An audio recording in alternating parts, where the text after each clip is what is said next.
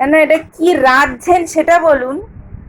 এবার পেঁয়াজ দিয়েছি, এবার রসুন বাটা দিয়েছি, আদা দিয়েছি, এবার জল দিয়েছি, এবার চিনি ভাগ দিয়েছি, একটু গোস্ত দিয়েছি, লঙ্কা গুঁড়ো দিয়েছি, লঙ্কা দিয়েছি, একটু একটু সব দিয়েছি, একটু একটু একটু ভাত দিয়েছি, একটু সব দিয়েছি। আচ্ছা, সবকিছু দিয়ে দিচ্ছেন। হ্যাঁ, তাহলে ভালো করে কষুন। কষবেন তো? কষবো? হ্যাঁ।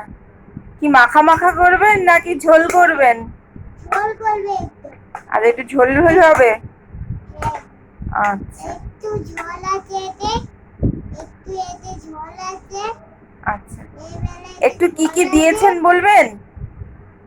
পেঁয়াজ দিয়েছি আর লঙ্কা গুঁড়ো, আর আর পেঁয়াজ বাটা, লঙ্কা গুঁড়ো, রসুন বাটা, আবার আবার আবার আদা বাটা, আবার আবার আবার লঙ্কা গুঁড়ো, লঙ্কা, আবার সব আদা সব।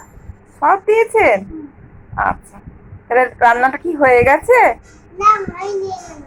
একটু বাকি আছে? হ্যাঁ, আচ্ছা, তাড়াতাড়ি রান্নাটা তাহলে ফিনিশ করুন। কে কে খাবো আমরা রান্নাটা? শুনছেন? হ্যাঁ শুনছি। কে কে খাবো? ওই নাম্বা খাবে, আর তুমি খাবে, আর নাম্বা খাবে।